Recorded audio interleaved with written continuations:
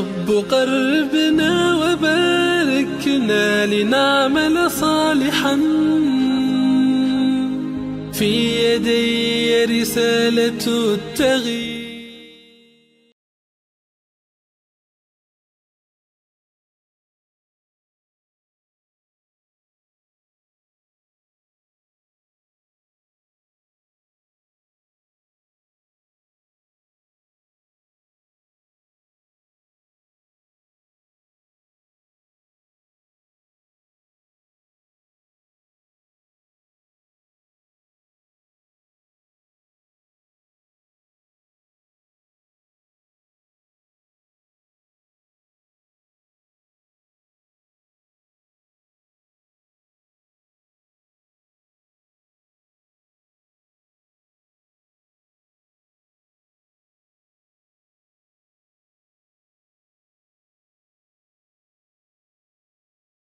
Berpusat tadi tentang ternyata penduduk Yathrib itu banyak saja orang-orang Yahudinya, tapi bagaimana kemudian Islam dengan Rasulullah membawa konsep kenegaraan yang akhirnya menjalankan Islam itu secara bernegara begitu, itu bisa diterima. Dan sementara hari ini itu kita tinggal di negeri yang mayoritas umat Muslim, tapi katanya Islam sudah tidak relevan, tertolak. Nah ini fenomena apa ini? Fenomena biasa atau aneh atau bagaimana?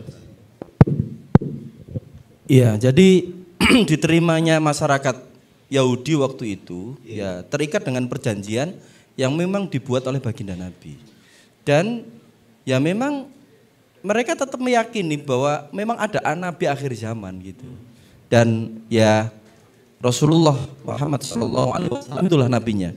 Jadi dia duwe wedi lah, nek arepe nglawan nabi teman-teman. Tapi dia itu licik, nglawannya itu licik. Ya. Mereka terbagi menjadi 3 suku besar, ya. Bani Qainuqa, Bani Nadir, dan Bani Quraidah. Peristiwa Bani Qainuqa, kalau saya nggak salah apa selisih sama Bani Nadir, itu kan ada muslimah belanja ke pasar, kemudian dilecehkan kerudungnya, kemudian ada umat Islam atau pria muslim membela itu, kemudian dipukuli sampai mati. Maka baginda Nabi mengepung zaman dulu suku-suku itu dibatasi dengan dinding-dinding benteng. Dinding-dinding benteng gitu. Nah, kepung. Nah, Nabi kita itu begitu kawan. Jadi Nabi kita itu ketika ada muslimah dilecehkan, kemudian membela, ada seorang pria muslim membela itu, kemudian dibunuh. Maka Nabi kita itu walaupun jumlahnya itu masih kecil waktu itu, bukan begini. Sabar ya, sabar sih. Ya, awak dewe iku kudu sabar. Enggak. Tapi Nabi kita itu kalau bahasa saya itu tegas. Kepung. Serahkan yang membunuh itu atau kalian saya usir dari Madinah ini. Nah, diusir akhirnya kan? Diusir. Nah, itu kasus usir. Mereka pindah ke Khaybar. Kemudian Nadir. Bani Nadir itu sama baginda Nabi itu ke situ, ya kan? Ada Abu Bakar, ada Utsman ke situ. Ya, ada Yahudi itu mau menjatuhkan batu. Rasulullah mendapatkan wahyu. Liciknya Yahudi itu gitu, licik.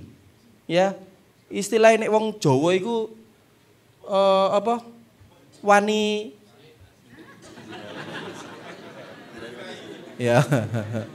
Wedirai wani selit ya. Itu licik, mereka dari dulu licik. Licik gitu. Akhirnya ketika Sayyidina Abu Bakar masih di situ, Rasulullah keluar. Rasul mengumpulkan pasukan, ngepung lagi.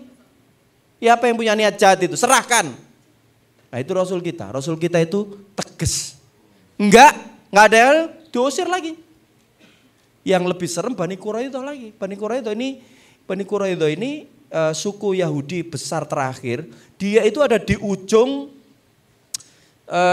Khandaq, benteng Madinah. Jadi Madinah juga di benteng. Kemudian di ujung Khandaq itu ada suku Bani Quraidah, terikat perjanjian dengan baginda Nabi, dirayu.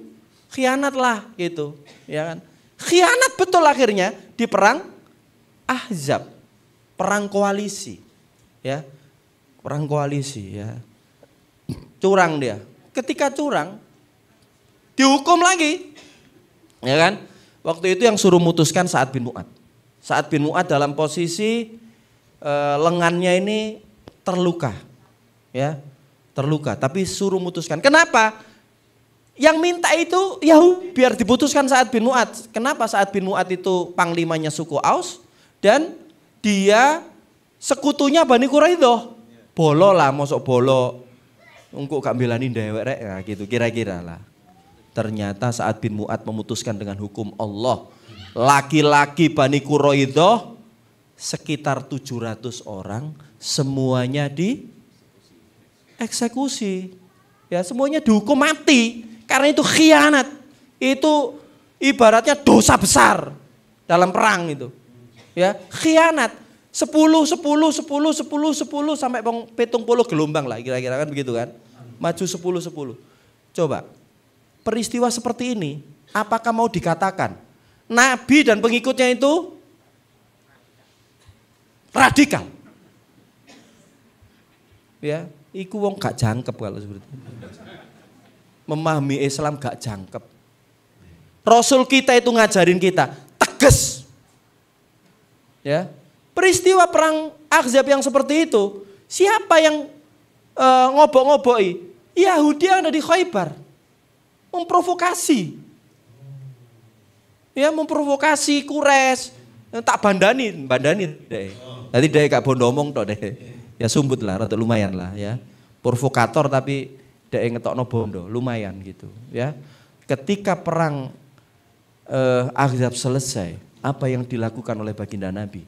Baginda Nabi itu membentuk yang namanya syariah, tim kecil yang tujuannya mengeksekusi kepala suku Yahudi yang berkhianat, yang provokasi tadi itu.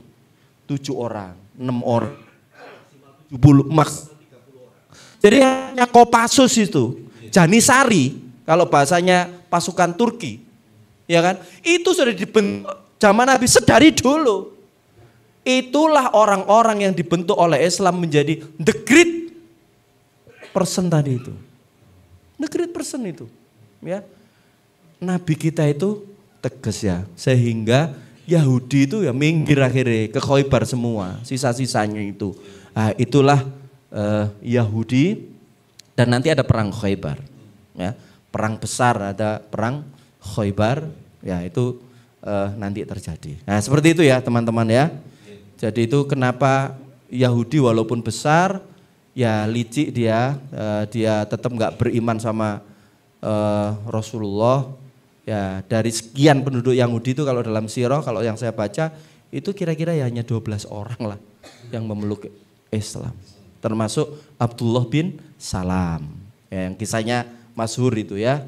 Tentang kisah Abdullah bin Salam. Itu salah satu orang Yahudi yang memeluk Islam. Begitu. Iya. Nah, terus setelah peristiwa itu sampai kemudian 14 abad, kekhilafahan berdiri, habis itu runtuh. Sekarang kan kaum muslimin harus bangkit lagi. Tapi kok justru di negeri yang mayoritas ini hal-hal semacam ini disebut intoleran, radikal atau apapun itu dari sebelumnya. Iya. Padahal kita mayoritas kaum muslimin, jangan-jangan mayoritas kaum muslimin tapi kelakuannya kayak Wahyudi atau Yahudi. Ojo sakno jenenge Wahyudi rek ra kene rek. Kasihan. Khilafah berdiri itu setelah Nabi wafat. Ya kan? Jadi setelah Nabi wafat itu dilanjutkan dengan yang namanya kekhilafahan. Kan gitu. Kanat Banu Israila tasusuhumul anbiya. Ya. Kemudian kullama halakan nabi fakholafan nabi. Kemudian summa la nabiya ba'di. Gitu kan? Fasatakunu khulafa wa taksuru. Gitu kan? Jadi tugas para nabi itu tasusu. Tasusu itu ngurusi. Paham ngurusi ya? Saya sama Ustadz Mus'ab ini kayaknya istri kita nggak berhasil ngurusi kita. Karena kita ini gemuk-gemuk ya kan. Tuh.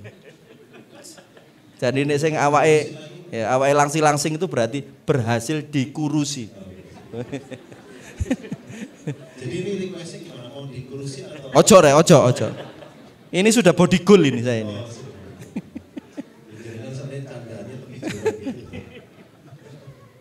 Jadi tugasnya Nabi itu tak susu. Tugasnya khalifah sama tak susu.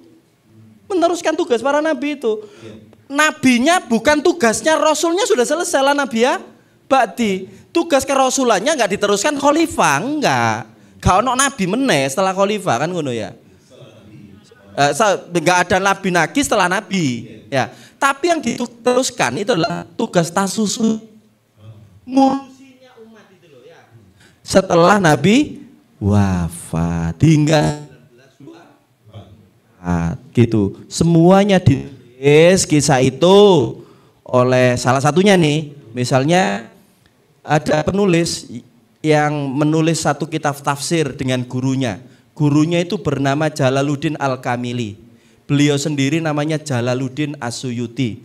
Tafsir itu ditulis oleh dua Jalal, maka tafsirnya namanya Jalalain karena ditulis oleh dua Jalal, Jalaluddin Al-Kamili dan Jalaluddin As-Suyuti. Beliau menulis Tarikhul Khulafa. Ditulis, tapi Tarikhul Khulafanya Jalaluddin As-Suyuti itu berhenti di 1505. Zaman masa Abbasiyah. Karena beliau wafat. Beliau itu lahir 1445, bukan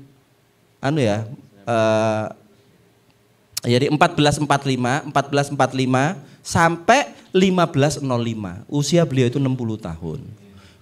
Kekhalifahan Abbasiyah itu ganti ke Utsmaniyah itu 1512.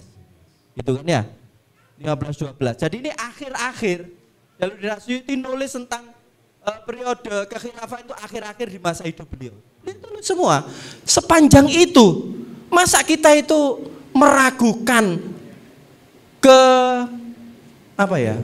keadilan, kedzobitan, kesikohan dari Jalaluddin? Oh ya, dari Jalaluddin As-Suyuti kan enggak gitu. Artinya ngomong no khilafah itu berdebat ono opo ora iku kelewat lah seharusnya, ya kan? Nah, kalau sekarang itu ndak mau lagi kembali ke situ. Ya satu, dasar historinya apa? Ya kan? Sebelum ngomong dasar histori, dasar syar'inya apa? Kan begitu. Karena ngomongkan dasar syar'i, yaitu orang muslim itu harus begitu. Ya kan? Tadi ada innamal a'malu binniyat. Kata Ibnu Rajab, innamal a'malu binniyat itu adalah mizanul qalbi, mizanul qalb. Timbangan qalbnya itu innamal a'malu binniyat, hadis itu. Gabungkan dengan hadis yang lain, kata beliau, man amila amalan laisa alaihi amruna fahuwa raddun. Itu mizanul zahir. Mizanul batinnya tadi itu innamal a'malu binniyat sebagai mizan batin, timbangan ukuran, tapi mizan zahirnya itu adalah man amila amalan laisa alaihi amruna fahuwa raddun. Dalil syar'i ini opo? Nek gak oleh ya, ngambil Islam secara keseluruhan. Nah, kalau Islam nggak diambil termasuk sistem pemerintahannya, yaitu ngambil sebagian-sebagian, Mas. Berarti kalau saya katakan nanti Lamborghini dijupuk, spione tok. Oh no, yo nggak iso. Oh, iki Lamborghini di spione terus digawe kalung spione, ya kan? Ya di sopo tonggone, apa iku? Lamborghini, bro. Ya Lamborghini kok spion tok itu. Nah gitu, nggak bisa. Jadi harus diambil utuh, Mas Dias. Harus diambil utuh. Nah kalau hari ini tuh ada campaign, black campaign yang seperti itu bukan hanya hari ini. Sedari dulu juga sudah terjadi. Nggak usah kaget, ngono loh. Rasa gumunan gitu ya. Ya, biyen ya wis ngono. Cuman termnya itu berbeda. Ya kan berbeda.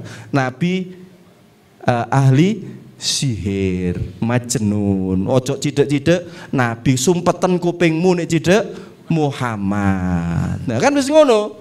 Ya saiki yo sumpeten kupingmu nek ketemu Adiasta. Kan begitu. Ojo ngono. Sumpeten kupingmu nek ketemu Adiasta iku. Engko awakmu tersihir gitu lah. Ya, tukang sihir juga Mas ya. Ya begitu kira-kira. Coba aja ya.